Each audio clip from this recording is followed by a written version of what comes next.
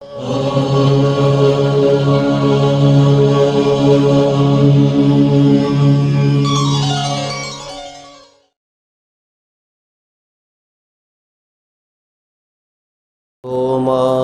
सद्गमय तमसो मा ज्योतिर्गमय मृत्योर्मामृतंगमय आविराविर्मयेधि।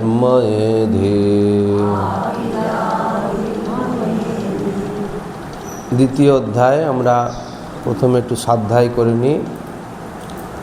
শ্রী বশিষ্ঠ উবাচ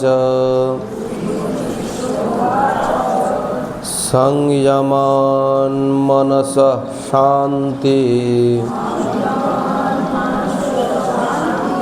মেতি সংসার সংভ্রমঃ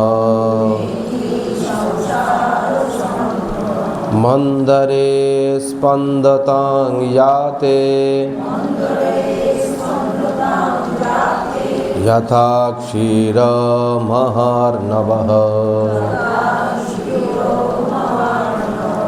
चित्तोन्मेषन्निमेषाभ्यां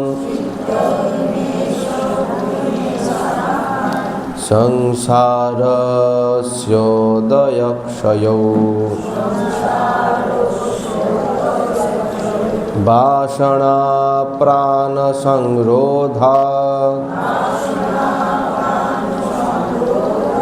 अनिमेषं मनः कुरु।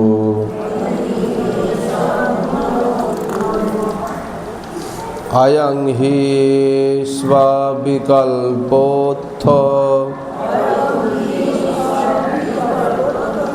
स्वविकल्प परीक्षया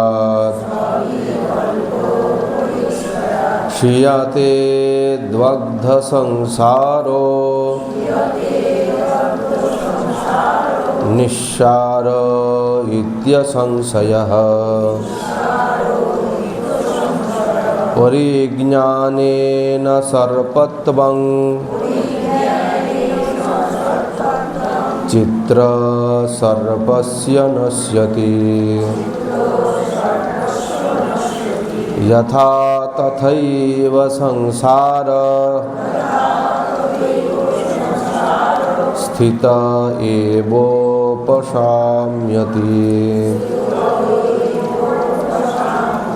এই অবধি হয়েছিল আমাদের নাকি? 4 অবধি।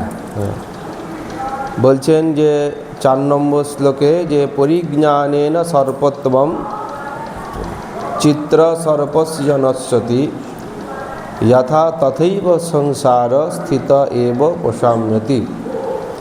জ্ঞান দ্বারা সংসার নিবৃত্তির যে স্বরূপ, সংসারটা আমাদের যে নিবৃত্ত হবে, মানে সংসারে যে আমরা জন্ম জন্মান্তর ধরে সংসারের মধ্যে আমাদের যে প্রবৃত্তি, এই জন্য বলে প্রবৃত্তি মার্গ বলে, যে রাস্তা আমাদের প্রবৃত্তির দিকে নিয়ে যায় তাকে বলে প্রবৃত্তি মার্গ।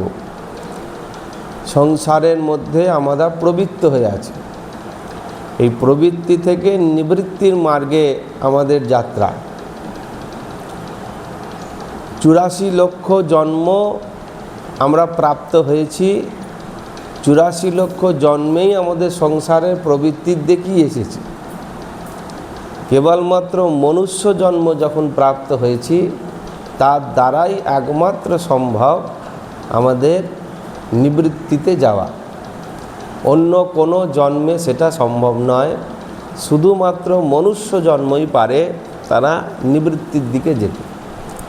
এই যে নিবৃত্তি, যে সংসার নিবৃত্তি হয়ে গেলে কিরম হয়, আমরা তো সংসারের প্রবৃত্তির বড় ব্যাখ্যা আমরা জানি, কারণ আমাদের অভিজ্ঞতা আছে। সংসারে প্রবৃত্ত হওয়া আমাদের বড় ব্যাখ্যা আছে এবং আমরা জানি, শুধু তাই নয় অপরকেও সে নিয়ে সহযোগিতাও করি। ধরুন একটা নতুন কারুর বিয়ে হবে, ছেলে মেয়ের বিয়ে হয়ে তারা সংসারে প্রবেশ করবে, তো তখন প্রথমেই তারা চিন্তা করে যে কিভাবে সংসার করব। তখন যারা অভিজ্ঞতা আছে তারা বলে তো ঠিক আছে তোমরা এরকম করো, আমরা তো আছি, তোমাদের চিন্তা নেই। ধীরে ধীরে তারা সংসারে প্রবেশ করে, সংসারের মধ্যে সমস্ত কিছু তারা জানকারি নেয়, সব কিছু তারা সেখানে গ্রহণ করে সংসারের ভেতরে। একে বলা হচ্ছে সংসারের প্রবৃত্তি। এগুলো আমাদের অভিজ্ঞতা আছে, প্রয়োজনে অপ্রয়োজনে আমরা পরামর্শ দিই বা পরামর্শ নিই সংসারী লোকেদের থেকে। কিন্তু কারোর যদি একবার সংসারে নিবৃত্ত হয়ে যায় তার কেমন অবস্থা হয় সেটা আমরা আগে উদাহরণে বলেছি, যে যেমন ওই দগ্ধ বীজের মতন বলেছিলাম না, যে ছোলাকে যখন আমরা সেদ্ধ করে দিই তখন দেখতে তো ছোলার মতনই থাকে, তাকে যদি খান সেটা ছোলার মতনই খেতে হবে, কিন্তু সেই ছোলা নতুন করে আর সংসারে প্রবৃত্ত হবে না, মানে আর বংশবিস্তার করতে পারবে না। এই যে অবস্থাটা এখানে বলছেন, যে উদাহরণ দিয়ে আগের দিনকে এটা আমাদের পড়া হয়েছে, তাই তো আগের দিনকে আমাদের এ নিয়ে বিস্তারিত পড়া হয়েছে, যে একটা উদাহরণ দিয়েছেন এই শ্লোকের ভেতরে, যে জ্ঞান দ্বারাই যেরূপ চিত্রাঙ্কিত সর্পে সর্পত্ব ভ্রম বিনষ্ট হয়। একটা যদি খুব সুন্দর আর্টিস্ট, এই যখন আমাদের দুর্গা পুজো আসছে, তো আমি উদাহরণ দিয়েছিলাম যে ঠাকুরের যারা শিল্পী, মৃৎশিল্পী যারা হয়, কি অদ্ভুতভাবে সেই মূর্তি বানায়। সিংহটা বানাবে যেন মনে হবে সত্যিকার একবারে খেতে আসছে, গিলে খেতে আসছে, কিন্তু আমরা জানি ওটা মাটির। যখন আমি জেনে যাচ্ছি মাটি, তার গায়ে হাত বুলে তো আমাদের কোনো ভয় নেই। কিন্তু প্রথম যে ওই সিংহটাকে প্রথম দেখছে, সে জানে না এটা মাটির বলে, তাহলে তাকে দেখে সেরকম একটা বিভৎস দেখলে তার ভয় হবে। তাহলে যখন সংসারে সারবত্তা যে জেনে গেছে এমন যে নিবৃত্তি মার্গের ব্যক্তি, তখন সে সংসারকে কীরকম দেখবেন না, চিত্রে অঙ্কিত একটা সর্পের মতন। আর সর্পত্ব ভ্রম বিনষ্ট হয়। যেমন চিত্রে অঙ্কিত একটা সাপ, একটা আঁকা সাপকে দেখলে যেরকম আমাদের সাপজনিত ভয় হয় না, জ্যান্ত সাপ দেখলে যে ভয়টা হয়, আর একটা আঁকা সাপ দেখলে সেই ভয়টা তো হয় না। কিন্তু সাপটা আছে, খুব সুন্দরও দেখতে, সবই আছে, কিন্তু সেটা চিত্রে আঁকা আছে, সে দেখে কোনো সর্বত্র ভ্রম আমাদের হয় না। তদ্রূপ ব্রহ্মাত্মৈক বোধের দ্বারাই ব্রহ্ম এবং আত্ম, এই যে ঐক্যবোধ, আগের অধ্যায়তে এ নিয়ে একটুখানি আলোচনাও হয়েছিল। ব্রহ্মা এবং আত্মা, ব্রহ্ম এবং আত্মা, এদের মধ্যে যে ঐক্যটা কী করে হবে না, পরমাত্মা আর জীবাত্মা। আমরা কি জীবাত্মা, আমরা আত্মা, কিন্তু আমাদের মধ্যে একটা ভান রয়েছে, জীবত্বের ভান রয়েছে, যে আমরা জীব। আর এই জীবত্বের ভান দ্বারাই আমরা আত্মাকে সোপাধিক, মানে উপাধিযুক্ত করে দিয়েছি। আত্মার ব্যক্তিগত কোনো উপাধি নেই, আত্মার কোনো উপাধি নেই। গীতায় 2য় অধ্যায়তে আমরা পড়েছি না, ন জায়তে ম্রিয়তে বা কদাচিৎ নায়ং ভূত্বা ভবিতা বা ন ভূয়ঃ অজো নিত্য শাশ্বতোয়ং পুরাণ ন হন্যতে হন্যমানে শরীর। কিন্তু এই জীবাত্মার মধ্যে এই যে জীব যুক্ত আত্মা, এই জীবটাকে আমিটাকে জীব, আমিকে জীব আমিটাকে না, আত্মা তো ঠিক হলো, কিন্তু জীব তাহলে বলছি কেন? জীব হচ্ছে শরীরটাকে বলছে। জীব যে সে মরে, সে বাঁচে, তাই তো। জীব যুক্ত আত্মা, আমি নিজেকে জীবাত্মা বলছি, কিন্তু এই যে জীব যেটা, সেটা মরে আবার জন্মায়, কিন্তু আত্মা জন্মায় নাও মরে না। আত্মার ক্ষয় নেই, আত্মার মৃত্যু নেই। কিন্তু আমি জীব, জীব যেহেতু, সেহেতু আমার জন্ম আছে, মৃত্যু আছে। তাহলে জীব কি করে আত্মা হলো? তাহলে আমরা যে জীবাত্মা নিজেদের বলছি, তাহলে জীব কি করে আত্মা হয়ে গেল? তাই তো? তার মানে যখন আমার আত্মার জ্ঞান হবে, তখন আমি আর নিজেকে জীবাত্মা বলতেই পারবো না, তাই তো? যখন আত্মাকে আমি জেনে যাব, তখন আমি কি করে জীবাত্মা? আমি আত্মাকে জানতে পারছি না বলে নিজেকে বলছি জীবাত্মা। সেরকম পরমাত্মা, আমি যেহেতু জীবাত্মা, সেই জন্য আরেকজনকে বলছি পরমাত্মা, যিনি অখণ্ড সর্বব্যাপী, যিনি ঈশ্বর, যিনি জীবের নিয়ন্ত্রা, যিনি জীবের কর্মফলদাতা, যিনি জীবের সুখ দুঃখের যাকে বলে কারণ। সবচেয়ে বড় কথা আমরা বলি জীবেরও কারণ হচ্ছে কে? ঈশ্বর। ঈশ্বরকে, তিনিই পরমাত্মা। তাহলে যখনই আমি নিজেকে জীবাত্মা বলে ভাবছি, তখনই একজনকে পরমাত্মা বলেও ভাবতে হচ্ছে, তাই না? আমি জীবাত্মা বলে নিজেকে ভাবছি বলেই তো একজনকে ঈশ্বর ভাবতে হচ্ছে, যিনি এই স্রষ্টা, এই জগতের সৃষ্টি করেছেন। জীব কি? জীব তো সৃষ্ট। জীব তার আকাশ থেকে টুক করে পড়েনি রে ভাই। জীবকে না, জীবকে কেউ সৃষ্টি করেছে। এই টেবিলটা, এই জিনিসপত্র, এই বইপত্র, এই কিছু যা কিছুর কোনো না কোনো একজন স্রষ্টা আছে। যখনই আমি জীব, তখনই তার মানে আমার কেউ স্রষ্টা আছে। সে আমার বাবা মা হতে পারে। বাবা মার দ্বারা আমরা বলবো কি আমরা বাবা মার দ্বারা, তাহলে বাবা মা কার দ্বারা সৃষ্টি হলো? এই করতে করতে কোথায় গিয়ে পৌঁছবো? ঈশ্বরে গিয়ে পৌঁছবো। তাহলে এই গাছটাকে সৃষ্টি করলো, এই মানে পঞ্চভূতকে কে সৃষ্টি করলো? তখনই আমরা একটা সৃষ্টিকর্তাকে স্বীকার করে নিই। জানাকে সৃষ্টিকর্তা বলে স্বীকার করে নিই, তিনি হচ্ছেন ঈশ্বর, তাই তো? যে ঈশ্বর আমার থেকে পৃথক সত্তা, এই বলে আমরা নিজেদের ভাবি।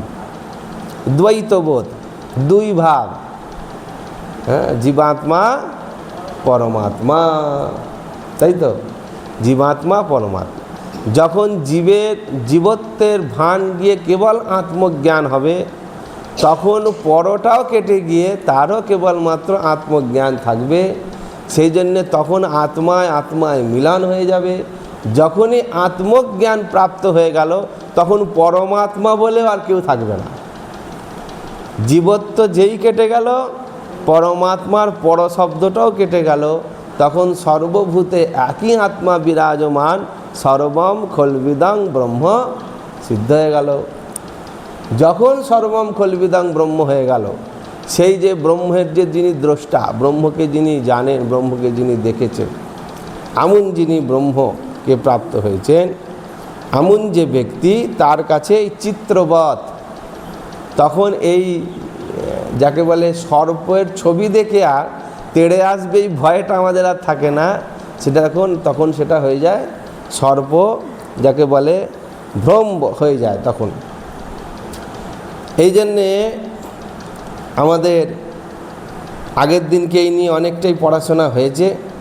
আজকে যেটা হবে 5 নম্বর শ্লোক, যে বিচারের দ্বারাই ভ্রান্তি কল্পিত সংসারের নিবৃত্তি হইয়া থাকে। এখন এই যে সংসার রূপ যে ভ্রান্তি, যারা আগের অধ্যায় যেটা নিয়ে আমাদের আলোচনা করা হলো, আগের অধ্যায়টা কী অধ্যায় ছিল? আগের অধ্যায় ছিল বৈরাগ্য প্রকরণ। এই বৈরাগ্য প্রকরণে আমরা কি দেখেছি?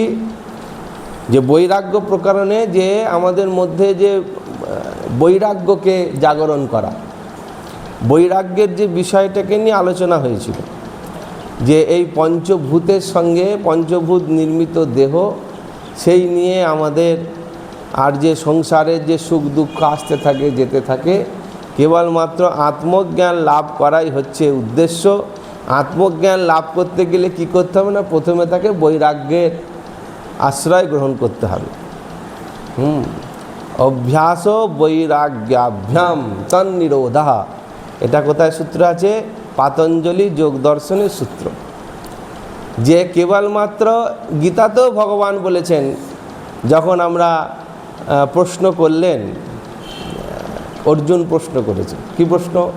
চঞ্চল হি মন কৃষ্ণ প্রমাথি বলভদ্রম, আছে না, যে এই মন বড়ই চঞ্চল, একে তুমি যে বলছো বশীভূত করা দুঃসাধ্য। ভগবান স্বীকার করলেন অর্জুনের কথা, তুমি অর্জুন ঠিকই বলেছ, এই মনকে কখনোই বশীভূত করা সম্ভব হয় না। তাহলে এই মনকে যদি বশীভূত করতে হয় তাহলে কি করতে হবে? তখন ভগবান বললেন কি? অভ্যাস এবং বৈরাগ্য, এই দুটোর অভ্যাস করতে হবে। ষষ্ঠ অধ্যায়ে 47 নম্বর শ্লোক। বাবা, কত এরকম ট্যালেন্টেড ছাত্র দেখেছেন? হ্যাঁ, শ্লোক বলে দিয়েছে, মানে অভ্যাস ও বৈরাগ্য, অভ্যাস এবং বৈরাগ্যের দ্বারাই একমাত্র তন্নিরোধা। পতঞ্জলি যোগসূত্র বলছেন অভ্যাস ও বৈরাগ্যাভ্যাম তন্নিরোধা, অভ্যাস এবং বৈরাগ্যের দ্বারাই তাকে নিরোধ করা সম্ভব হয়। সেই জন্যে বৈরাগ্য প্রকারণে আমরা যেটা দেখলাম যে, আর কি বলছেন, যে বিচারের দ্বারাই ভ্রান্তি কল্পিত, বিচারের দ্বারাই এই যে কল্পিত যে আমাদের জগৎ, তার উপর যে আমাদের ভ্রান্তি, সংসারের যে নিবৃত্তি সম্ভব হবে। বিচারা জায়তে জ্ঞানম, একমাত্র একটাই রাস্তা বিচার। কি বলছেন শ্লোক আমরা পড়ি? পুংস নিজ মনো মোহ কল্পিত দুঃখদ স্মৃতঃ সংসার চিরবেতালো বিচারেণ বিলীয়তে। বলছেন কি, পুংস নিজ মনো মোহ কল্পিত দুঃখদ স্মৃতঃ সংসার চিরবেতালো বিচারেণ বিলীয়তে। বলছেন এই যে পুংস, পুরুষের স্বীয় মনের ভ্রান্তি রচিত দীর্ঘকালীন, পুরুষ মানে এখানে কেবলমাত্র মানে যাকে বলে স্ত্রী পুরুষ এরম নয়, পুরুষ মানে সকলকেই বলা হলো এখানে পুরুষ। এই পুরুষ কীরকম করেন না, তার স্বীয় মনের, নিজের মনের দ্বারাই ভ্রান্তি রচিত দীর্ঘকালীন দুঃখদায়ী এই সংসার একটি প্রেত, ইহা প্রসিদ্ধ, মানে মনের দ্বারা কল্পিতই হয়েছে জগৎ। আগের দিনে এটা নিয়ে একটু আভাস মাত্র হয়েছিল যে জগৎটা কি, জগৎটা হচ্ছে আমারই দ্বারা কল্পিত, আমার কল্পনাতেই তো আমি আমার সংসার রচনা করেছি। একটা বাড়িতে আমাদের দেখবেন যে নতুন বউ এলো, এসে আমরা তাকে কি বলি? এখন সে শব্দগুলো চলে গেছে, কিন্তু আগে এই শব্দগুলো বলতো যে তোমার সংসার তুমি সাজিয়ে গুজিয়ে নাও, বুঝে নাও, সাজিয়ে গুজিয়ে নাও। এবার দেখবেন সেই মেয়ে কীরকম ঘর সাজাচ্ছে। আমরা কিছুদিন পরে ছিল, বাহ বেশ মেয়েটা বলো তো গুছুনি কী সুন্দর ঘর সাজিয়েছে। এই সাজানোটা তার মধ্যে এলো কোত্থেকে? তারই কল্পনা। আর যখনই সে ঘর সাজালো তখনই তার মধ্যে অহংকার এসে গেল, আমার ঘর, আমার তৈরি ঘর, আমার সাজানো সংসার। আমরা আগে যে শব্দগুলো ছিল, এখন তো আর সংসারই কেউ হয় না, আর সেজন্য আর ভালোই হয়েছে, এমনিতেই সবাই ব্রহ্মমার্গেই রয়েছে এখনকার দিনে। সবাই মোটামুটি এদের খুব তাড়াতাড়ি ব্রহ্মত্ব প্রাপ্ত হয়ে যাবে, যা সমাজের এখন অবস্থা। হ্যাঁ, কেন স্ত্রী পুরুষের আকর্ষণ, স্বামী স্ত্রীর আকর্ষণ, কর্তব্যবোধ এগুলো খুব কম। কথায় কথায় ডিভোর্স হচ্ছে, কথায় কথায়। হ্যাঁ, এখন এই ছোটো ছোটো মেয়েগুলোকেও দেখছি হাতে বিড়ি নিয়ে রাতের পর রাত ঘুরে বেড়াচ্ছে। এখন একটা ভালো হয়তো ব্রহ্মজ্ঞান তাড়াতাড়ি হবে, সংসারে আকর্ষণ কম এদের। যাই হোক, ভালো কথা, হয় ভালো, কিন্তু এই যে প্রবৃত্তি, যার জন্য বলছেন কি না, মনোকল্পিত জগৎ, মনের দ্বারা কল্পিত হচ্ছে এই জগৎ। যেমনভাবে স্বপ্নাবস্থায় স্বপ্নটা দেখলাম কোথায়, স্বপ্নটা কোথায় কোথায় আমার দৃশ্যমান হলো? চোখ তো বন্ধ ছিল, এই কান দিয়ে তো স্বপ্ন শোনা যায়নি। হ্যাঁ, এই চোখ দিয়ে তো স্বপ্ন দেখা যায়নি, হাত পাও ছোঁড়া যায়নি, কিন্তু স্বপ্ন জগতের মধ্যে যেরকম আমি বর্তমান থেকে স্বপ্নটা আমারই মনের মধ্যেই রচনা হয়েছে। যখন কেউ চিমটি কেটে দিল তখন স্বপ্নটা ভেঙে মনেতেই লয় হয়ে গেল। স্বপ্ন মনে উদিত হলো, আবার মনেই লয় হয়ে গেল। মানে আমাদের টিভি সিনেমা দেখতে গেলে একটা টিভি চালাতে হয়, সেইখানে যা হচ্ছে তবু বলতে পারে না টিভির মধ্যে রয়েছে।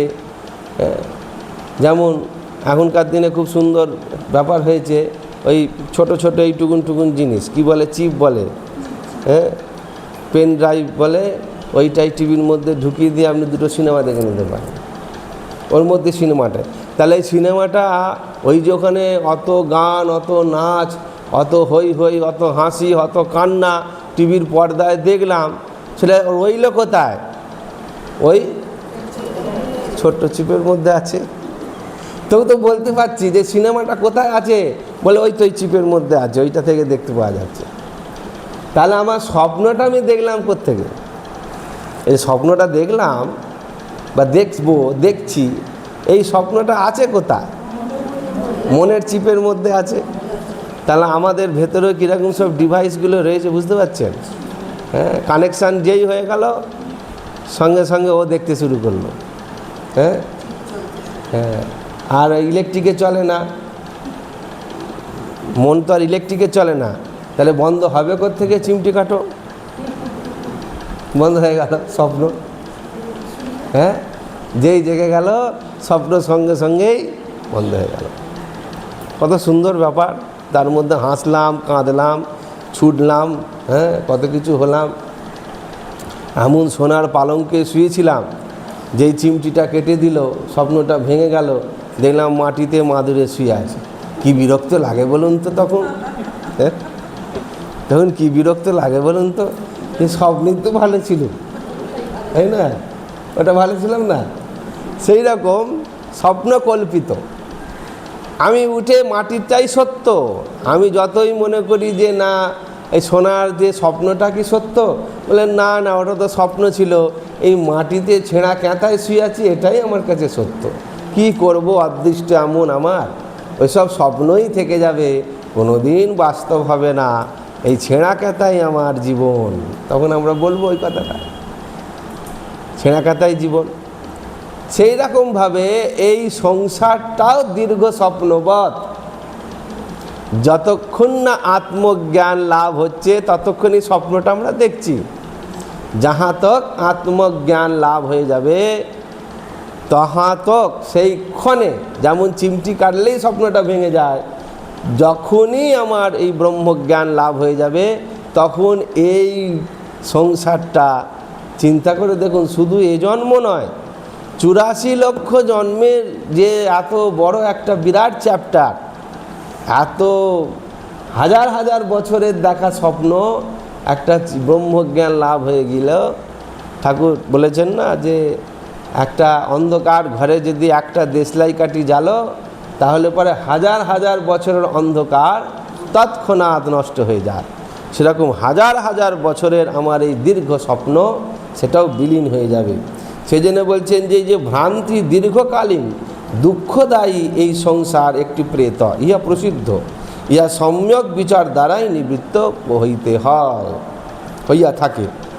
বলছেন পুরুষের নিজ মনের মোহ দ্বারা কল্পিত সংসাররূপ সুদীর্ঘকালীন বেতাল, তাকে বলছেন প্রেত, তত্ত্ব বিচার দ্বারা এই সংসার ব্রহ্ম, আমার আত্মা, এইরূপ বিচার দ্বারাই বিনাশ প্রাপ্ত হয়। অতএব বিচার দ্বারা ইহার বিনাশই কর্তব্য, কারণ ইহা দুঃখদায়ী। যেহেতু সংসার আমাদের কাছে দুঃখের কারণ হয়, দুঃখদায়ী হয়, সেই জন্যে যেহেতু সংসার আমাদের কাছে দুঃখের কারণ, সেই জন্যে আমাদের কি করতে হয়? আমাদের এর বিচারের দ্বারা একে পরিত্যাগ করতে হবে। এখানে বিচারের দ্বারা অর্থাৎ বিচার প্রসূত সম্যক জ্ঞানের দ্বারা সংসার বিনাশ প্রাপ্ত হয়। বিচারের দ্বারা সম্যক জ্ঞানের দ্বারা সংসার বিনাশ প্রাপ্ত হয়, ইহা বলা হইল। তাহলে সংসার বিনাশের মুখ্য কারণ কি? হ্যাঁ, বিচার কি বিচার? আগের অধ্যায়ে আমরা স্মরণ করি কি বিচার? সংসারের মিথ্যাত্ব বিচার, সংসারের অসারত্ব বিচার। ব্রহ্মকে বিচার দ্বারা লাভ করা যায় না, সংসারটা নিবৃত্তি হলেই ব্রহ্ম লাভ হয়ে যাবে। যেমন বাইরে ধরুন দিনের বেলায় কেউ যদি ঘরের দরজা জানলা চারিদিকে বন্ধ করে রেখে দিয়ে আছে, তাহলে কি বলবো যে সূর্য নেই? হ্যাঁ, সূর্য নেই বলবো? সূর্য তো আছেই, সূর্য সবসময়ই আছে, কিন্তু আমার জানলাটা খোলার দরকার। যখনই জানলা খুলবো তখন আলো স্বাভাবিকভাবেই আমার ঘরের মধ্যে আসবে। আমার সূর্যকে দেখতে পাচ্ছি না, আলো পাচ্ছে না, তার জন্য তো আমিই দায়ী, কেন আমি জানলাটা বন্ধ করে রেখেছি। যখন আমি আমার জানলা খুলে দেবো, বিচারের দ্বারা যখন আমার সেই অজ্ঞানতা, অবিদ্যা, সংসার বুদ্ধি নাশ হয়ে যাবে, স্বাভাবিকভাবেই আলোর প্রবেশ আসবে। সেই জন্যে যখন এর বিনাশ হয়ে যাবে, এখানে বিচারের দ্বারা অর্থাৎ বিচার প্রসূত সম্যক জ্ঞানের দ্বারাই সংসার বিনাশ প্রাপ্ত হয়, এটা বলা হলো। সংসার অজ্ঞানমূলক হইলে একমাত্র জ্ঞান দ্বারা তাহা বিনাশ সম্ভব। অজ্ঞানকে জ্ঞানের দ্বারাই বিনাশ করা যায়, অজ্ঞানকে অন্য কিছু দ্বারা বিনাশ করা যাবে না। প্রত্যেক বস্তুর, যার জন্যে আমাদের এই সংসারটাই রচনা হয়েছে দ্বৈত বুদ্ধি দিয়ে, দুই বুদ্ধি দিয়ে। একটা জিনিসকে বিনাশ করতে গেলে আর একটা জিনিস দিয়েই বিনাশ করতে হয়। অসৎ চিন্তাকে বিনাশ করতে গেলে কি চিন্তার দরকার? সৎ চিন্তার দরকার। তাহলে অসৎকে বিনাশ করতে যেরকম সতের দরকার হয়, সেরকম অজ্ঞানকে বিনাশ করতে গেলে জ্ঞানের দরকার হয়। সেই জন্য বলছেন ইহা প্রসিদ্ধ যে প্রকাশ অন্ধকার পরস্পর বিরোধী। পরস্পর বিরোধী কিনা? আলো আর অন্ধকার দুটো তো পরস্পর বিরোধী, স্বাভাবিকভাবেই এরা বিরোধী। প্রকাশ যেরূপ অন্ধকার নিবৃত্তি করিয়া থাকে, একমাত্র জ্ঞানী তদ্রূপ বিরোধী অজ্ঞানে নিবর্তক। অন্ধকারকে নাশ করবার জন্য কেবলমাত্র যেরকম প্রকাশই দরকার হয়, আলোর জ্বলা দরকার হয়। আমরা এখন এখানে আলো জ্বলে বসে আছি কেন না? আমরা যদি আলোগুলোকে সব বন্ধ করে দিই, এইখানে এক্ষুনি আমাদের কি হবে? অন্ধকার নেমে আসবে। তাহলে এই অন্ধকারকে নিবৃত্ত করবার জন্য আমার আলোর প্রয়োজন, সেরকম অজ্ঞানকে নিবৃত্ত করবার জন্য জ্ঞানের প্রয়োজন। এইরূপ জ্ঞানই তদ্রূপ বিরোধী অজ্ঞানের নিবর্তক, ইহা বেদান্ত শাস্ত্রে সুনিশ্চিত সিদ্ধান্ত। অন্য কোনো কিছুর দ্বারাই অজ্ঞানকে বিনাশ করা যায় না, না মন্ত্র জপের দ্বারা, না সাধ্যায়ের দ্বারা। ওই জন্যে গীতায় ভগবান ওই জন্য বলেছেন না ধ্যানে না, হ্যাঁ বলেছেন ওখানে যে না আমাদের তপস্যার দ্বারা, বলেছেন না যে তপস্যার দ্বারা, কোনো দানের দ্বারা, ব্রতের দ্বারা সেটা প্রাপ্ত হওয়া সম্ভব না। অজ্ঞানকে নিবৃত্ত করবার জন্য কেবলই মাত্র বিচারের প্রয়োজন, এছাড়া দ্বিতীয় কোনো রাস্তা নেই।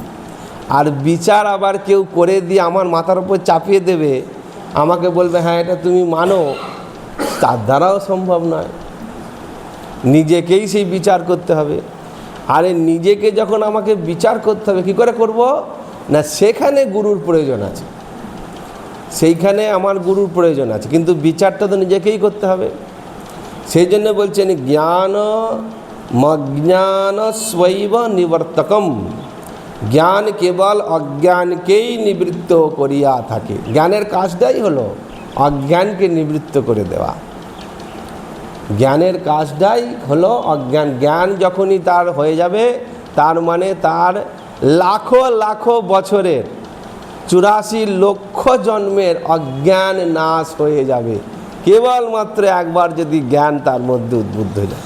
আর এই জ্ঞান যদি জাগরিত হয়ে যায়, তাহলে নিশ্চিতভাবে আর কোনো দিন অজ্ঞানের মধ্যে এসে পড়বে না, কোনো দিন আর সে অজ্ঞানে প্রাপ্ত হবে না। সেই জন্য বলছেন সংসার ভ্রান্তি অর্থাৎ অজ্ঞানমূলক না হইয়া সত্য হইলে জ্ঞান দ্বারা ইহার নিবৃত্তি কখনোই সম্ভব হইত না। কোনো সত্য বস্তুর নাশ জ্ঞান দ্বারা হয় না। কোনো সত্য বস্তুর নাশ জ্ঞান দ্বারা হয় না। সত্য বস্তুকে নাশ জ্ঞান কখনোই নাশ করে না, উদ্ঘাটিত করে। ইহা কর্ম এবা উপাসনাদি কৃতিসাধ্য। কর্ম উপাসনাদি নিরর্থক নহে। আমরা কর্ম উপাসনা কি না, কর্ম কি না, ঈশ্বরকে লাভ করবার জন্য আমাদের কোনো কর্মের দ্বারা ঈশ্বর লাভ হয় না, কিন্তু ঈশ্বর লাভ করবার জন্য কর্ম এবং উপাসক সহায়ক হয়। কারণ মনকে বিচারমুখী করবার জন্য প্রথম প্রয়োজন হবে সেই মনের অত্যন্ত, যাকে বলে সরলতা বা স্বচ্ছতা, যাকে আমরা বলি চিত্তশুদ্ধি। চিত্তের শুদ্ধির জন্য আমাদের এই কর্মটা করতে হবে। সেই জন্যে বলছেন চিত্তস্য শুদ্ধয়ে কর্ম না তু বস্তুপলব্ধয়ে। এই কর্ম আমরা এই পুজো পাঠ, এত দান ধ্যান ব্রত উপাসনা যজ্ঞ করছি কেন? কারণটা কি? ঈশ্বর লাভ করবো বলে। হাতির মাথা ঘোড়ার ডিম ঈশ্বর লাভ হবে, এর দ্বারা কখনো ঈশ্বর লাভ হবে না। ভগবানকে এই ব্রত জপ নিয়মের দ্বারা পাওয়া সম্ভব হবে না। কিন্তু তাহলে কি হবে? বলছেন চিত্তস্য শুদ্ধয়ে কর্ম, চিত্তটা শুদ্ধ হবে। আমাদের জন্ম জন্মান্তরের মধ্যে আমাদের চিত্তের ভেতরে অন্তঃকরণ, চিত্তকেও আমরা যদি আরেকটু ভালো করে বলি, মন বুদ্ধি চিত্ত অহংকারের মধ্যে আমাদের যে অন্তঃকরণ বলে, এই অন্তঃকরণের মধ্যে জন্ম জন্মান্তর ধরে যে সংসার প্রবৃত্তির বাসনা এর মধ্যে জড় হয়ে বসে রয়েছে, এই জড়টাকে হিলিয়ে দেবে, দিয়ে তাকে শুদ্ধ করবে, পবিত্র করে ঈশ্বরমুখী করবে। ঈশ্বরকে প্রাপ্ত করাবে না, আত্মজ্ঞান প্রাপ্ত হবে না। আত্মজ্ঞান প্রাপ্ত করতে গেলে তারপরে বিচারের প্রয়োজন। যম নিয়ম আসন প্রাণায়াম প্রত্যাহার ধারণা ধ্যান, তারপরে সমাধি। এই জন্যে জ্ঞান তখন প্রয়োজন হবে। সেই জন্য বলছেন যে সংসার ভ্রান্তি অর্থাৎ অজ্ঞানমূলক না হইয়া সত্য হইলে জ্ঞান দ্বারা ইহার নিবৃত্তি কখনোই সম্ভব হইত না। কোনো সত্য বস্তুর নাশ জ্ঞান দ্বারা হয় না। ইহা কর্ম বা উপাসনাদির কৃতিসাধ্য। সত্যকে জানবার জন্যই জ্ঞানের প্রয়োজন। জ্ঞান জাগরিত হওয়া মানেই সত্যকে জানতে পারা যাওয়া। যেটা সত্য তাকে জানতে পারবে জ্ঞানের দ্বারা। আমরা এত জ্ঞান চর্চা করি কেন? কোনো বস্তুকে যতক্ষণ না ঠিকঠাক, জাগতিকভাবেও কোনো বস্তুকে যতক্ষণ না ঠিকঠাকভাবে জানছি, ততক্ষণ নানা বিষয়ে পড়াশোনা করছি, শুনছি, দেখছি, সেখানে যাচ্ছি। যখন জানা হয়ে গেল সেই বিষয়ে, তখন আমাদের আর তার জন্য আর পড়াশোনাটা দরকার হয় না, কারোর থেকে শোনাটা দরকার হয় না। আমার সেই বিষয়ে জ্ঞান হয়ে গেল, বস্তু জ্ঞান হয়ে গেল। যখনই তার মধ্যে আত্মজ্ঞান এসে যাবে, জ্ঞান প্রাপ্ত হয়ে যাবে, তখন তার এই সংসারকেও জানবার জন্য আর তাকে পড়াশোনাও করতে হবে না, জানবার চেষ্টাও করতে হবে না, কেন তার জ্ঞান প্রাপ্তি হয়ে গেছে। কী জ্ঞান প্রাপ্তি হলো? বলছেন সত্যকে জানতে পারল। সত্যটা কি? একমাত্র সত্য হচ্ছে কে? ব্রহ্ম। সর্বম খলবিদং ব্রহ্ম, এটাই চিরাচরিত সত্য। জগৎটা তাহলে কি সত্য নয়? বলে নিশ্চয়ই আপেক্ষিক সত্য, আপেক্ষিকভাবে সত্য। যতক্ষণ আমি একে সত্য বলে মানছি ততক্ষণ সত্য। যখনই আমি একে মিথ্যাতে জ্ঞান এসে যাবে, তখন এটা মিথ্যা স্বাভাবিকভাবেই হয়ে যাবে। সেই জন্যে বলছেন ইহারা পুরুষের মল বিক্ষেপাদি। কর্ম উপাসনা আদি নিরর্থক নয়। তাহলে এই কর্ম উপাসনার দ্বারা আমার তো যখন ব্রহ্মপ্রাপ্তি হবে না, তাহলে এটা আমার করার দরকার নেই। বলছেন না, তেমনও নয়, নিরর্থক নয়। কি হবে না, ইহারা পুরুষের মল বিক্ষেপাদি দূর করত জ্ঞানোৎপত্তি সহায়ক হইয়া থাকে। আমাদের এই যে জন্ম জন্মান্তর ধরে আমাদের ভেতরে যে সংসারের প্রবৃত্তি, একে বলা হচ্ছে বেদান্ত ভাষায় মল। একেই বলা হচ্ছে মল। আর মল আছে বলেই বিক্ষেপ হয়। মল আছে বলেই আমাদের চিত্তের বিক্ষিপ্ত অবস্থা এসে উপস্থিত হয়। এই যে আমরা এত বিক্ষিপ্ত কেন, সুখে দুঃখে আমরা এত বিক্ষিপ্ত হয়ে যাই কেন? তার কারণ আমাদের ভেতরের এই কলুষ বা মল আমাদের ভেতরে জন্ম জন্মান্তর ধরে রয়ে আছে। এই উপাসনার দ্বারা, ব্রতের দ্বারা, নিত্যকর্মের দ্বারা, নিত্য নৈমিত্তিক কর্মের দ্বারা কি হবে না, এই মল এবং তদ্জনিত বিক্ষেপকে শান্ত করা সম্ভব হবে। চিত্তের প্রশান্ত অবস্থাকে প্রাপ্ত করা যাবে। ধ্যানের দ্বারা চিত্তের প্রশান্ত অবস্থাকে প্রাপ্ত করা যাবে। বিচারের দ্বারা তারপরে তখন কি হবে, বিচারটা করতে সুবিধা হবে। নাহলে আমরা জপে বসবো, ধ্যানে বসবো, মহারাজ বলতেন ভূতের ধ্যান হয়। হ্যাঁ, আমরা জপ করতে বসবো, ধ্যান করতে বসবো, আমাদের কার চিন্তা আসবে? ভূতের চিন্তা আসবে। এর ও তার চিন্তা মাথার মধ্যে কিলবিল কিলবিল করবে, তখন আর জপ ধ্যান হবে না।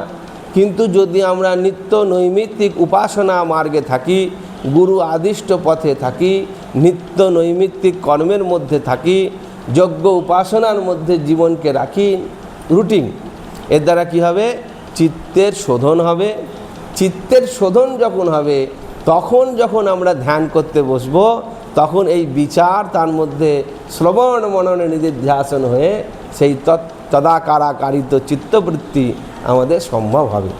সেই জন্য বলছেন সংসার জ্ঞান নিবর্ত কি করে না, ভ্রান্ত্যারোপিত সংসার বিবেকান্ন তু কর্মভিহি, একটা শ্লোক বলেছেন। এই শ্লোকটা কোথায় আছে? এই শ্লোকটা বলছে অদ্বৈত চিন্তা কৌস্তুভ, তাই তো? হ্যাঁ, অদ্বৈত চিন্তা কৌস্তুভ বলে একটা মানে গ্রন্থ আছে। সেই গ্রন্থে এটা বলা হচ্ছে কিনা, ভ্রান্তি দ্বারা আরোপিত, ভ্রান্তারোপিত সংসার বিবেকান্ন ন কর্মভিহি ন রজ্জ্বারোপিত সর্প ঘণ্টা ঘোষান নিবর্ততে। বলছেন ভ্রান্তি দ্বারা আরোপিত এই সংসার একমাত্র বিচার প্রসূত জ্ঞান দ্বারাই নাশ হয়, অন্য কোনো ক্রিয়াদির দ্বারা নহে, অন্য কোনো কর্মের দ্বারা তাকে পাওয়া সম্ভব নয়। কারণ রজ্জুতে কল্পিত যে সর্প, তাহা কখনো ঘণ্টা বাদনাদি রূপ কোনো কর্ম দ্বারা অপসারিত হয় না। ধরুন, খুব সুন্দর উদাহরণ দিয়েছে যে আপনার একটা দড়িতে সর্পের ভ্রম হয়েছে, আপনি এখান থেকে যদি ঘণ্টা বাজান, তাহলে সাপটা কি নড়ে চড়ে চলে যাবে? সাপটা কি নড়ে চড়ে চলে যাবে? যাবে না। ঘণ্টা বাজালে সর্পজনিত ভ্রমও আপনার যেটা হয়েছে, তখন তো সেটা সত্য। যখন আপনি সাপকে ভয় পেয়েছেন, দড়িটায় সাপ মনে করে ভয় পেয়েছেন, সেই ভয়জনিত যা কিছু বিকার আপনার মধ্যে হয়ে গেল, ঘেমে গেলেন, খানিকটা দূরে পালিয়েও গেলেন, যাবেন কি করে ভাবছেন, খালি মনে হচ্ছে দুম করে লাফিয়ে এসে ফস করে কামড়ে দেবে। হ্যাঁ, এত কিছু ভয় হয়ে গেল। এমনকি আপনি তৎক্ষণাৎ ভাবলেন যে যখন লাফিয়ে এসে আমাকে যখন কাটবে, তখন আমার খুব যন্ত্রণা হবে, তখন আমি মরেও যেতে পারি। সেই জন্য আমি ঘর্মাক্ত কলেবার হয়ে গেলাম, আসন্ন মৃত্যু দর্শন করলাম, কি না একটা দড়ি, হ্যাঁ, কি না একটা দড়ি। আর সেই জন্য তজ্জনিত ভয় আমার মধ্যে গ্রাস করে গেল। সেই জন্য বলছেন যে ঘণ্টা বাদনাদিরূপ কোনো কর্ম দ্বারা অপসারিত হয় না। সর্প তাহা কখনো, যে আমি এখানে ঘণ্টা বাজালে সাপটা পালিয়ে যাবে, সেটা সম্ভব না, সেটা দড়ি, সে যাবে কী করে? কিন্তু আমি ভাবছি যদি ঘণ্টা বাজায়, যদি পালিয়ে যায়, যাবে না। সেজন্য একমাত্র অধিষ্ঠান রজ্জু বিষয়ক জ্ঞানী, কেবলমাত্র ওই জ্ঞানটা যদি, সর্পের জ্ঞান যতক্ষণ না হচ্ছে, যতক্ষণ না আমি জানতে পারছি, বুঝতে পারছি, ধারণা করতে পারছি যে ওটা একটা সাপ নয়, একটা দড়ি, ততক্ষণ পর্যন্ত সর্পজনিত ভয়টা আমার থেকেই যাবে। সেই জন্যে বলছেন তৎ জ্ঞানের নিবর্তক ব্রহ্ম আরোপিত এই সংসার ভ্রম অধিষ্ঠান বিষয়ক জ্ঞান দ্বারাই একমাত্র নিবৃত্ত হইতে পারে, অন্য কোনো উপায় নহে। জ্ঞাতবা দেবং মুচ্যতে সর্বপাশহি। সমস্ত এই জ্ঞানের দ্বারাই সমস্ত পাশ থেকে মুক্ত হতে পারে। আত্মজ্ঞানেই সর্ববন্ধন নিবৃত্তি, আত্মজ্ঞান হলেই তার সমস্ত বন্ধন থেকে সে নিবৃত্ত হবে। আর কি বলছেন, তমাত্মস্থম येनु পশ্যন্তি ধীরাস্তেষম সুখম শাশ্বতম নেতরেষাম। উপনিষদ বলছেন যে যাহারা স্ববুদ্ধিতে অদ্বিতীয় আত্মার সাক্ষাৎকার করেন, নিজ বুদ্ধিতে নিজের জ্ঞানের দ্বারাই আত্মসাক্ষাৎকার করেন, নিজের আত্মার, অন্য কেউ করেছে আমার হবে না, নিজেকে করতে হবে, তখনই সে শাশ্বত সুখ লাভ তাদেরই হয়, অপরের নহে। যার জন্যে যে তাকে লাভ করে স্বাভাবিক ব্যাপার। আমাদের যে কোনো জগতের অনুভবই, আমাকে একজন যেটা পায়নি যে রসগোল্লা কিরাম খেতে, এগুলো খুব ভালো খেতে, খুব মিষ্টি, খুব সুন্দর, সে বারবার বলছে তাহলে সুন্দরটা কেমন সুন্দর, আপনি কতদূর উত্তর দেবেন? লাস্টে কি বলবেন? তুমি খাও তাহলে জানতে পারো, তাই কি না? আস্বাদন নিজে যদি না করো তাহলে তোমাকে হাজার সামনে রসগোল্লা ধরে দিল, নিজে যদি না খায় আস্বাদন না করলে পাবে না। সেরকম যে আস্বাদন করবে সেই একমাত্র তাকে জানতে পারবে। জ্ঞাতবা দেবং সর্বপাশাপহানি, আত্মাকে জানলেই সর্ববন্ধন বিনষ্ট হবে ইত্যাদি শ্রুতিবাক্য সকল এ বিষয়ক প্রমাণ। আজকে অবধি থাক। হ্যাঁ, আমাদের পাঠ আছে তো, 6টা বেজে গেছে, এমনি থাক আজকে। হ্যাঁ, তারাই জ্ঞানকে কর্ম উপাসনার দ্বারাই চিত্তকে শুদ্ধ হবে। চিত্ত শুদ্ধ হলে তখন জ্ঞান প্রাপ্ত হবে, তার দ্বারাই সত্য বস্তুকে জানা সম্ভব হবে। এটাই এখানে বলছেন যে নাশ শব্দটা এখানে যেটা দিয়েছে, যে বস্তুর নাশ, কোনো সত্য, বলছেন কোনো সত্য বস্তুর নাশ জ্ঞান দ্বারা হয় না। জ্ঞান দ্বারা এই যে নেতি নেতি যে বিচার আমরা করব, যে নেতি নেতি যে বিচার, সেই নেতি নেতি বিচারটা আসবে কোত্থেকে? আমার চিত্তের দ্বারাই আসবে।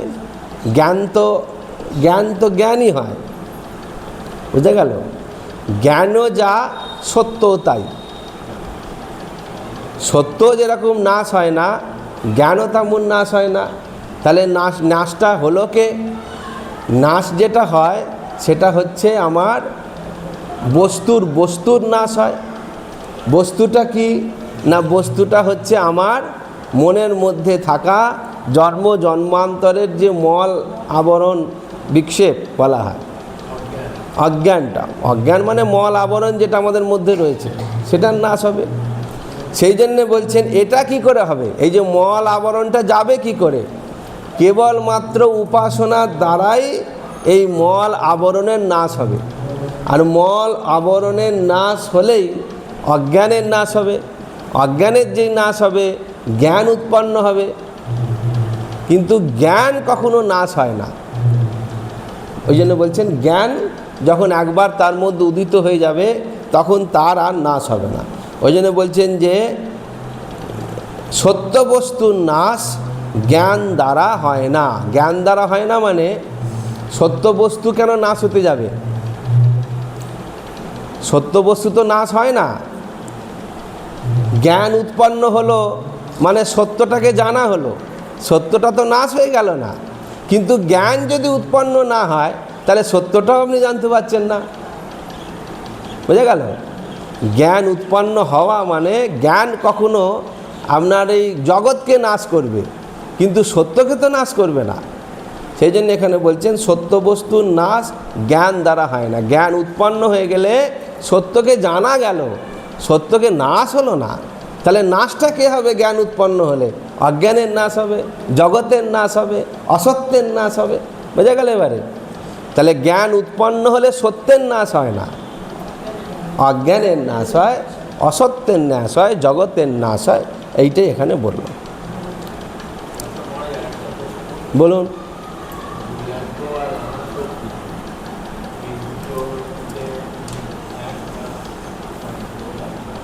বৈরাগ্য আর অনাসক্তি, অনাসক্তিটা হচ্ছে প্রকাশ, বৈরাগ্যের প্রকাশটাই হচ্ছে অনাসক্তি।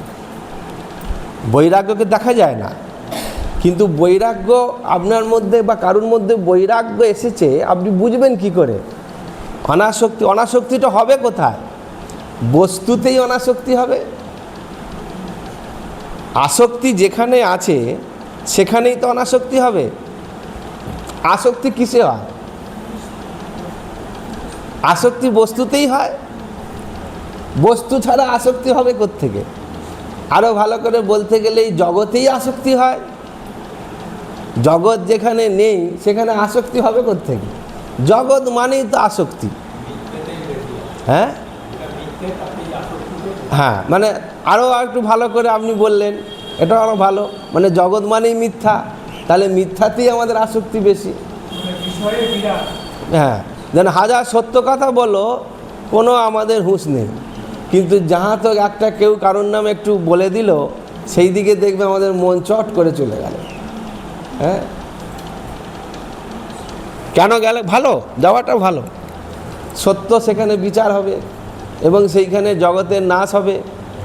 মিথ্যা নাশ হবার জন্যই মিথ্যার দিকে মন বেশি ধাবিত হয়, কারণ সেইখানে সত্য, এটা মিথ্যা না সত্য, এটা আমার জানবার আগ্রহ বেশি থাকে। সেজন্য মন সবসময় জগৎমুখী, মন যে জন্য সবসময় জগৎমুখী, এটা কখনো খারাপ ভেবে নেওয়া উচিত না। আমরা ভাবি বোধহয় এই যে আপনি বলছেন বটে, কিন্তু মন সেই তো জগতে পড়ে আছে, বলি কি না? এটা ভালো না খারাপ?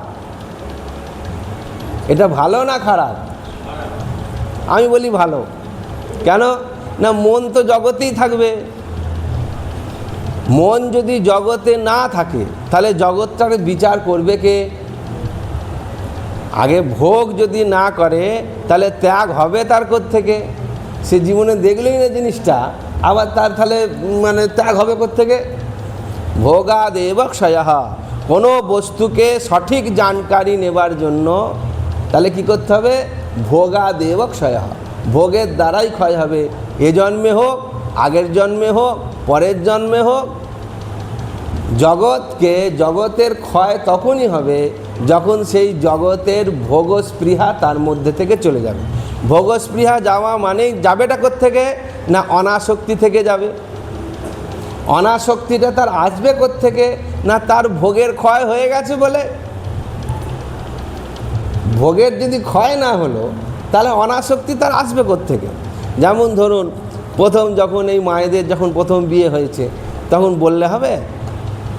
হ্যাঁ, একটা সুন্দর বড় কী বলে সাতনলি হার দেখলে পরেই মন চলে যেত, খালি মনে হতো এই হারটা পরে বিয়ে বাড়ি যাব, সুন্দর কাপড় পরে হারটা পরে বিয়ে বাড়ি যাব। এখন যদি হারটা দেখে বলে দূর, লোকে দেখলে হাসবে, তুই পর। তার মানে ওটার প্রতি আর আসক্তিটা চলে গেছে। যদি আসক্তি থাকতো তাহলে পরে ওই হারটা পরে ঠিক যেত, কিন্তু আস্তে আস্তে কি হয়, ভোগ করতে করতে ওই হারটা দুবার, চারবার, পাঁচবার, 10 বার পরার পরে ওটার প্রতি আর আসক্তি থাকলেও আসক্তি আসছে না। থাকলেও জিনিসটা আছে কিন্তু তার প্রতি আসক্তি আসছে না। এই যে অনাসক্তটা ভাবটা এলো, এইটাই কিন্তু আপনার আস্তে আস্তে এগিয়ে নিয়ে যাচ্ছে আপনাকে। এইটাই যখন দৃঢ় অবস্থায় আসবে, ঘনীভূত হবে, তখন হলো বৈরাগ্য। বৈরাগ্যে তখন ঘনীভূত হলে বৈরাগ্য। অনাসক্তিটা অতি অবশ্যই অনাসক্তির ঘনীভূত অবস্থার নাম বৈরাগ্য। বৈরাগ্যটাই শেষ কথা। সংসারের প্রতি যখন সম্পূর্ণ অনাসক্তি এসে যায় তখনই তাকে একমাত্র বৈরাগ্য বলা যায়। আর না হলে বলতে হবে শ্মশান বৈরাগ্য। শ্মশান বৈরাগ্য, প্রিয়জন মারা গেল, শ্মশানে নিয়ে পোড়ানো হচ্ছে চোখের সামনে, এই তো জীবন। হ্যাঁ, এত পাঁচিল নিয়ে মারামারি করলো, দেখো কোথায় চলে গেল, এই তো জীবন। এত টাকা পয়সা, বাড়ি ঘরদোর সব ছেড়ে ছুড়ে চলে গেল, হয়ে গেল। যেই শ্মশান থেকে ফিরলাম, ব্যাস সঙ্গে সঙ্গে লিস্টটি শুরু হয়ে গেল, কাকে ডাকবো কাকে ডাকবো না, ও খুব বাজে লোক, ও খারাপ লোক, ওকে জাগা যাবে না। আচ্ছা, আইটেম কি হবে, মেনু কি হবে, হ্যাঁ, তাই কি না? এসে গেল। তাহলে শ্মশানে ছিল একরকম, বাড়ি হয়ে গেল আর একরকম। একে বলে শ্মশান বৈরাগ্য। হঠাৎ করে উদিত হয়, আবার হঠাৎ করে পড়ে যায়, এরম বৈরাগ্য নয়। অনাসক্ত হয়ে যখন তার মধ্যে ঘনীভূত অবস্থা আসবে, তখন তাকে বৈরাগ্য বলা হবে। সেই বৈরাগ্য জাগ্রত হলে কি হবে না, সেই বৈরাগ্যটা পার্মানেন্ট বৈরাগ্য। এরকম শ্মশান থেকে চলে এলে যে আবার চলে যাবে তা নয়। তাকে তুমি বাড়িতেই রাখো, রাজপ্রাসাদেই রাখো, সোনার সিংহাসনেই বসাও, অখণ্ড সাম্রাজ্য দান করে দাও, বৈরাগ্য। তার মধ্যে আর কখনোই কোনোভাবেই কোনো বিষয়ে কোনো জগতে তার আসক্তিবোধ আসবে না। হ্যাঁ, বিরক্ত মহারাজের বিরক্ত মণ্ডলী একটা আছে, তারা ওই বাড়ির বাইরে থাকবে, কোনো ঘরের মধ্যে যাবে, খাবে না, আবার কোনো থালাতেও খায় না, হাতে করে খাবে। কোনো জগতের কোনো বিষয়বস্তুর মধ্যে শরীর চালাবার জন্য যতটুকু, ওই একটা পাত্র আছে নারকলের খোলা, তার মধ্যে সব কিছু দিয়ে দাও, সেটা একসঙ্গে চটকে নেবে, নিয়ে 2-4 গাল খেয়ে নেবে, ওর মধ্যে আবার জল দিয়ে দাও, জলটা চুমুক দিয়ে খেয়ে নেবে, আবার হাঁটতে শুরু করবে, ব্যাস ওইটুকুনি। ওই ভিক্ষে করে ঝোলার মধ্যে রেখে কালকের জন্য রাখবো, সব করবে না। একবেলা খাবে শরীরকে ধারণ করবার জন্য, এবার পথ চলছে, ওই একটা পাত্রর মধ্যেই যা কিছু সব। কাপড় যতক্ষণ না ছিঁড়বে ততক্ষণ এই কাপড়টাই পরবে। ছিঁড়ে ধুলধুলি হয়ে গেলে আর পরা যাচ্ছে না দেখলো, তখন সেটাকে ত্যাগ করে দিয়ে আবার একটা কেউ দিল, নতুন কাপড় পরে নিল, ব্যাস ওই একটা নতুন আবার আলমারির মধ্যে জমিয়ে রাখবে, এসব বোধ তাদের মধ্যে থাকে না। এইভাবে যে জীবনটাকে, জগৎকে দেখেছে, অনিত্য সংসারকে দেখেছে, তাদেরই একমাত্র সেটা লাভ হতে পারে। এই হচ্ছে বৈরাগ্যের অবস্থা। অনাসক্ত না হলে তো বৈরাগ্য হবেও না, জিনিসটা একই, কিন্তু অনাসক্তের ঘনীভূত অবস্থাকে বলা যাবে বৈরাগ্য। আর কি প্রশ্ন কারোর কিছু আর আছে?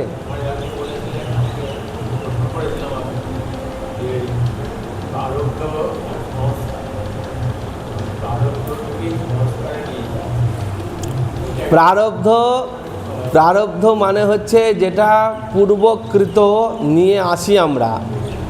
হ্যাঁ, যেমন ওই আমাদের কি হয়, অ্যাকাউন্টসের ভাষা আমি বলি, অ্যাকাউন্টস হয় না, ব্যালেন্স শিট তৈরি হয়, তো ব্যালেন্স শিটে কী হয়, ব্রড ফরওয়ার্ড মানে যেটা নিয়ে আসা হয়েছে লেখা হয় আমাদের শেষে বিএফ। হিসেবটা এক পাতা থেকে আর এক পাতায় যখন যায় তখন আমরা বলি ব্রড ফরওয়ার্ড। হ্যাঁ, মানে শেষে লিখি, পাতার শেষে লিখি সিএফ আর বিএফ, শুরু করি আমরা ব্রড ফরওয়ার্ড আর carried forward, CF carried forward. আমাদের জীবনটাও তাই, আমরা পূর্ব জন্মে যা কিছু শুভ অশুভ কর্ম করেছি, তৎজনিত যা আমাদের মনের মধ্যে তৈরি হয়েছে বাসনা, সেইটাকে নিয়ে আমরা এই জন্মে শরীর লাভ করে ভোগ করতে নেমেছি। আমাদের এই জন্মের শরীরটা প্রাপ্ত হয়েছি, ভোগ যে আমরা করছি, এই যে দৈনিক আমরা কিছু পাই কিছু হারাই, তাই তো? আমরা জন্মাবার সঙ্গে সঙ্গে কেউ একদম সোনার চামচ মুখে দিয়ে জন্মালো, একই সঙ্গে ওই মুহূর্তে আর একটা ছেলে জন্মালো, রেল লাইনের ধারে পড়ে রইল। কী করে হলো? মানুষ মাত্রেই যদি তাদের জীবনচর্চা সমানই হয়, যেমন আপনি দেখবেন যে গাছ, বীজ থেকে গাছ, মাটি পেলেই গাছ গজাবে, যেমন বৃক্ষ তেমনই গাছ গজাবে। ওই আমটা যখন গাছে ফললো, হঠাৎ করে একটা সোনা হয়ে গেল আমটা, এমন হবে না, যেমনকার তেমনই হবে। গরু বাছুর, হ্যাঁ, এই জীব সংসারের মধ্যে যা কিছু আপনি দেখবেন, মানুষ বাদ দিয়ে সবারই জন্ম মৃত্যু শৈলীটা একই, পরিবর্তন নেই, তাই কি না? কিন্তু মানুষের দেখুন, কেউ সোনার চামচ মুখে দিয়ে জন্মাচ্ছে, কেউ আবার রেল লাইনের ধারে জন্মাচ্ছে, কেউ জন্ম থেকেই খুব ভোগ ঐশ্বর্য প্রাপ্ত হচ্ছে, কেউ জন্ম থেকেই দিন দুঃখী হয়ে জীবনযাপন করছে। তাহলে দোষটা কোথায়? এইখানেই হচ্ছে প্রারব্ধ। এই প্রারব্ধ বশাতি আমাদের এই ভোগ দেহ প্রাপ্ত হওয়া মাত্রই প্রারব্ধটা আমাদের হতে থাকে। আর কি বললেন প্রারব্ধ, আর কি?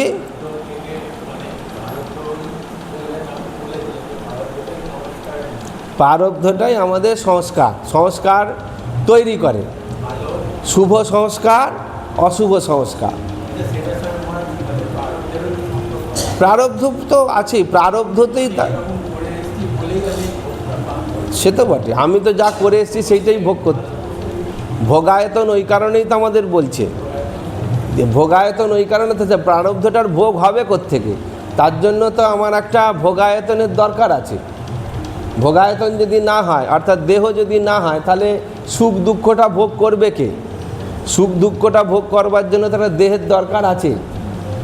হ্যাঁ, সেই জন্যে এই দেহ প্রাপ্তিতে প্রারব্ধই ভোগ হয়। আর প্রারব্ধ বশাৎ, প্রারব্ধতেই যে শুভ আর অশুভ সংস্কারগুলো লুকিয়ে আছে প্রবৃত্তির দিকে, সেই সংস্কারগুলো দিনের পর দিন যত যত বয়সে এগোয় তত সেগুলো সেই দিকে এগোয়। কারো শুভ সংস্কার হয়, কারো অশুভ সংস্কার হয়। একই বাড়িতে দুই ভাই একইভাবে জীবনযাপন করে, কিন্তু দেখবেন দুজনের প্রবৃত্তি দুরকম। একজনের খুব ধর্মকর্মের মতি হয়, আর একজনের খুব সংসারী বুদ্ধি হয়। আবার এরকম হয় একজনের খুব চুরি করার বুদ্ধি হয়। হ্যাঁ, বাড়িতে চারটে ভাই চোর এরকম হয় না কিন্তু। হ্যাঁ, চার ভাই চোর এরকম হয় না, একজনের একটু কম একটু বেশি এরকম হয়। চার ভাই চোর এরকম হয় না, চোরের বাড়ি বলে দিলে তার লেগে দেবে, তাহলে একজন হতে পারে, আবার একজন ভালো হতে পারে। সব বাড়িতেই যদি চার ভাই সাধু হয়ে গেল এরকম তো হয় না, একজন হয়তো হতে পারে, কস্মিন কালে হতে পারে। তো সেরকম তার যে শুভ সংস্কার আর তার যা অশুভ সংস্কার, সেই অনুযায়ী তার মার্গ আবার নতুন করে সে কর্মটা করে, সংস্কারটা সেই কর্মের দিকে তাকে নিয়ে যায়। প্রারব্ধ জন্ম ইত্যাদি সুবিধা তাকে দান করে, ওই শুচিনাং শ্রীমতাং গেহের মতো। তার মধ্যে যে সুপ্ত সংস্কারটা আছে সেটা উপযুক্ত পরিবেশে জাগরিত হয়ে সেই মার্গে সে যাত্রা করে, এবার যে সে সঞ্চয় করলো, আবার নতুন করে পথ চলে, যে তার মধ্যে আবার বাসনার উৎপত্তি হলো, তজ্জনিত আবার কিছু সে শুভ অশুভ সংস্কারকে সঞ্চয় করলো। মরে গেলে আবার সেইগুলো প্রারব্ধ হয়ে আবার যাবে, পরের জন্মে যাবে।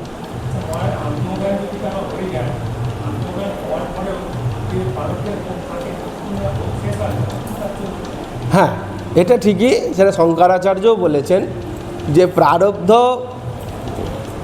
ক্ষয়ের দ্বারাই তার একমাত্র বিদেহ মুক্তি সম্ভব। জীবন যোজন বলা আছে, মুক্তিকে বলা আছে দুরকম, একটা হচ্ছে বিদেহ মুক্তি আর একটা জীবন মুক্তি। বিদেহ মুক্তি আর জীবন মুক্তি। জীবন মুক্তিটা কি না, জন্মান্তর সে আর জন্মাবে না, এটা হলো জীবন মুক্তির অবস্থা। আর বিদেহ মুক্তি কি না, দেহটার মুক্তি হয়ে যাওয়া, এটা হচ্ছে বিদেহ মুক্তি। দেহটা সবসময় প্রারব্ধের অধীন, এটা ভোগায়তন, এ সুখ দুঃখের ভোগ করবে। কারো জীবন মুক্তি হয়ে গেল কিন্তু দেহটা পড়ে রইল।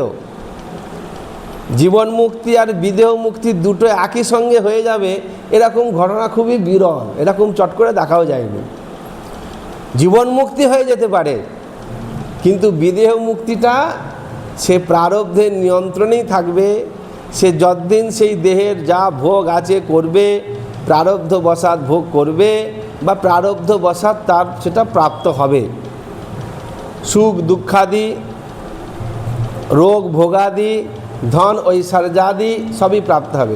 যেমন আমাদের সীতারাম দাস ওঙ্কারনাথ, ঠাকুর সীতারাম দাস ওঙ্কারনাথ, তার একটু শিষ্যমণ্ডলী ওনাকে একটা প্রশ্ন করেছিল যে আচ্ছা, মহানানন্দ মহারাজ, আমাদের পরম পূজ্য মহানানন্দ মহারাজজি, তিনি আপনি ঠাকুর এরকম ত্যাগ বস্ত্র পরে, হাঁটুর ওপর কাপড় পরে ত্যাগ বস্ত্র পরে ঘুরে বেড়ান, আর আমাদের মহানানন্দ মহারাজ দেখি সবসময় বেনারসি পরছেন, গায়ে কত ভরি ভরি গয়না পরে ঘুরে বেড়াচ্ছেন, অত বিলাসবহুল তার ব্যবস্থা, এরম কেন? অথচ আপনি মহানানন্দ মহারাজের নাম শুনলেই তাকে দর্শন করার ইচ্ছা হয়। দুটো আমাদের মিলছে না, কোনটা ঠিক? তখন ঠাকুর বললেন যে দুজনেই একই জায়গাতে, মানে অবস্থান একই জায়গায়, কিন্তু প্রারব্ধ বশাৎ ওনার যে ভোগটা আছে সেটা তো ওনার হবেই হবে। এই যে সোনা দানা কাপড় গয়না গাটি যা কিছু আসছে, এগুলো সবই তার প্রারব্ধ বশাৎ তার কাছে আসবেই আসবে। এবার সেটায় সে আসক্ত হচ্ছে না অনাসক্ত হচ্ছে, সেইখানেই তো আসল বিচার। সেগুলো পরার্থে, সেগুলো নিয়ে তার মহানানন্দ মহারাজ নয় রে বাবা।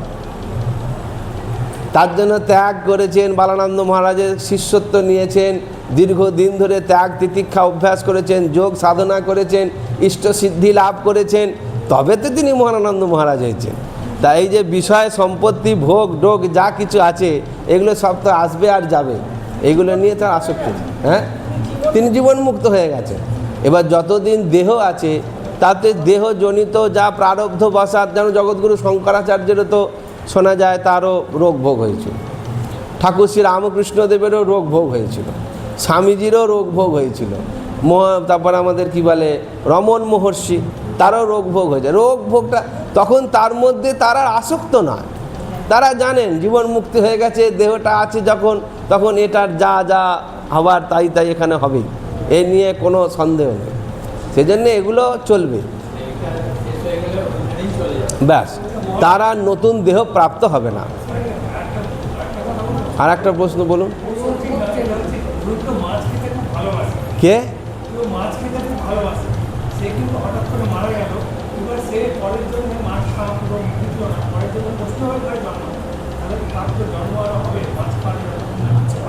যদি তার আসক্তি থেকে থাকে তার নিশ্চয়ই হবে। কেবলমাত্র খাদ্য হিসাবে যদি খেত তাহলে তার সেটা নিয়ে আর কিছু বিষয় নেই, কিন্তু যদি সে মানে আসক্তি, ওই যে ভালোবাসি ব্যাপারটা যদি থেকে যায়, তাহলে তার আসক্তি যতদিন না নিবৃত্ত হচ্ছে ততদিন তাকে মাছ খেয়ে হই আবার আসতে হবে। হ্যাঁ, ওই যে বলে একবার বিদায় দে মা ঘুরে আসি, তখন বলবে এ জন্মে যখন আমার ডায়াবেটিস হয়ে গেছে, সামনের জন্মে যেন মিষ্টি খেতে পারি। হ্যাঁ, আবার সেই মিষ্টির আসক্তি নিয়ে সামনের জন্মে আসবে, মিষ্টি খেতে খেতে যখন আবার তার স্পৃহা চলে যাবে তখন আর খাবে না। এভাবে আপনি কত খাদ্যদ্রব্যের বলবেন, সেটা বিষয় না, বিষয়টা হচ্ছে আসক্তি আর অনাসক্তি। আসক্তি প্রবৃত্তি মার্গে আর অনাসক্তি নিবৃত্তি মার্গ, এটা দিয়ে আজকে শুরু হয়েছে। আজ এখানে তাহলে শেষ করি। ওম শঙ্করম শঙ্করাচার্যম কেশবম বাদরায়ণম সূত্রভাষ্যকৃতৌ বন্দে ভগবন্তৌ পুনঃ পুনঃ। ঈশ্বরো গুরুরাত্মেতি মূর্তিভেদ বিভাগিনে व्योमवद्व्याप्तदेहाय दक्षिणामूर्तये नमः। ॐ स्निग्धं हास्यं वदनकमले लोचने प्रेमदीप्तिः भाले ज्योतिषिरसि च जटाजूटचूरापि सङ्गा नित्यं यस्य स्फुरति हृदये शुद्धवात्सल्यधारा बालानन्दो भूरि विजयते वैद्यनाथस्वरूपः।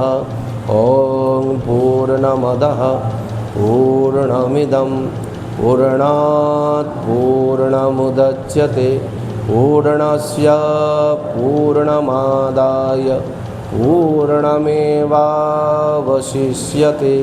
ॐ शान्ति शान्ति शान्ति।